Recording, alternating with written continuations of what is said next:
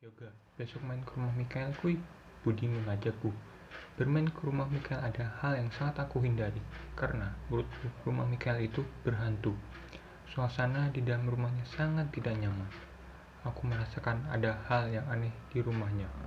Sepi dan semua bangunannya nampak tua, yang membuat aku tidak bisa tidur jika menginap di rumah Mikael.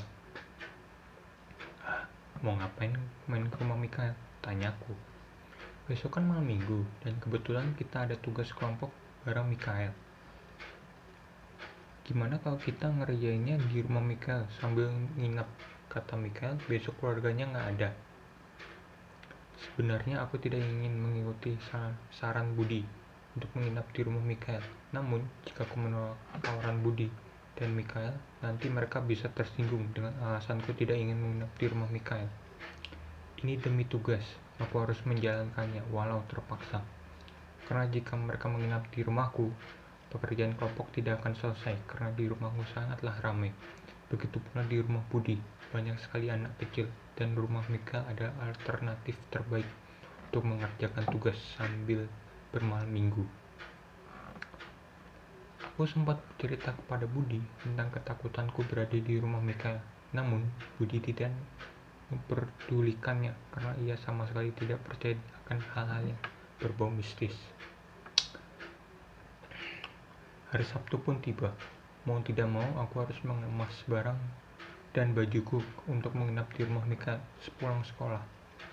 Yoga, kamu mau kan menginap di rumahku sama Budi? Tanya Mikael. Aku pun mengangguk tanda setuju. Sepertinya Mikael sangat senang bisa mengajakku dan Budi menginap di rumahnya, mengingat hari ini keluarganya akan pergi keluar kota untuk menghadiri acara pernikahan. Dan kedua orang tuanya Mikael menyuruh Mikael untuk menjaga rumah dan mengajak teman untuk menginap di rumahnya.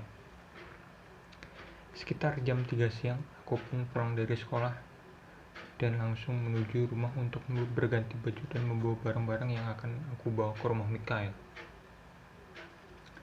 Aku dan Budi menuju rumah Mikael menggunakan sepeda motor. Mikael sudah menunggu kami di rumahnya.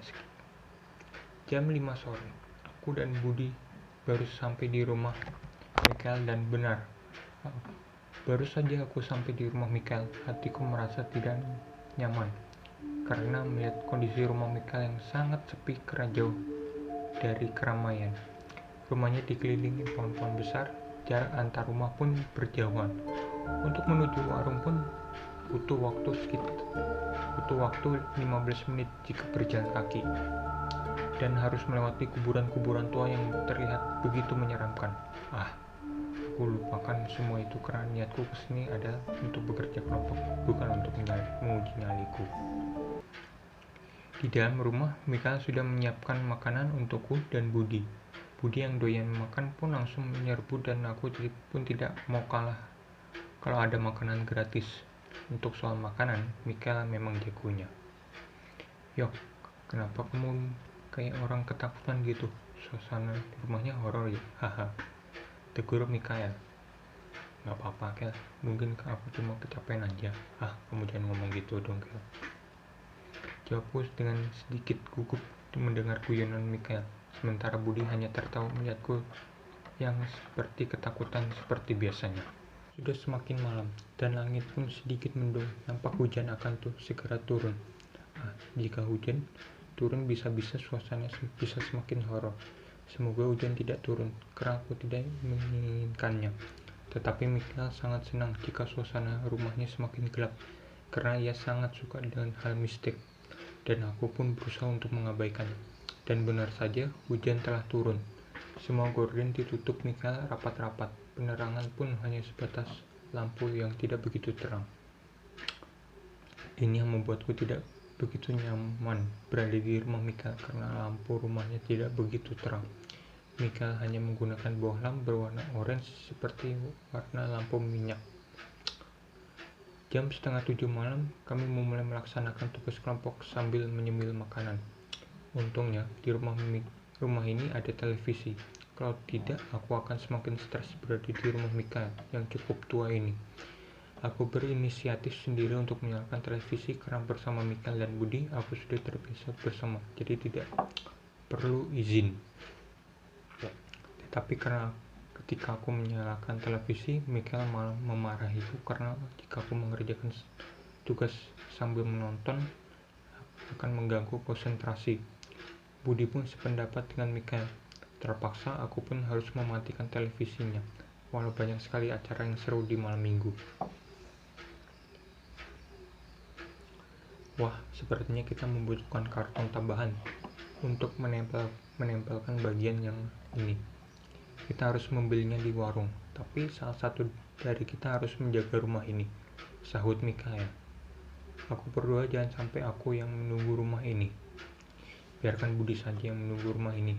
Aku akan mengantarmu ke warung, Kel, pintaku. Budi tidak setuju. Menurutnya, aku harus menjaga rumah ini sambil mengerjakan tugas untuk menggambar objek, karena itu merupakan keahlianku. Sambil menunggu mereka sampai rumah agar pekerjaan kelompok itu cepat selesai. Sepertinya Budi hanya beralasan saja. Aku yakin pasti Budi juga takut jika harus menunggu rumah ini sendirian. Dan sialnya, Michael sependapat dengan Budi. Aku pun kembali menjadi korban. Aku harus menunggu rumah itu sendirian yang dikelilingi banyak pohon jauh dari rumah lainnya. Mimpi apa aku semalam. Tapi aku tidak boleh takut. Aku harus berani. Aku harus melawan rasa takutku. Ini demi tugas. Tak lama setelah itu, Michael dan Budi menuju warung dengan berjalan kaki, karena jalannya masih licin jika menggunakan motor. Aku pun memulai tugasku untuk menggambar objek yang nantinya akan ditempel di karton yang sedang dibeli Michael dan Budi. Untuk melawan rasa takutku, aku kembali menyalakan televisi dan untuk menonton acara di malam minggu ini yang seru. Awalnya aku merasa biasa-biasa saja, tapi lama-kelamaan aku mulai merasa merinding. Aku merasa ada suara di kamar mandi. Apa itu hujan? Padahal hujan sudah reda dari tadi. Tapi aku berusaha untuk berpikir positif dan mencoba untuk mengecek ke kamar mandi. Kebetulan aku yang membuang air kecil.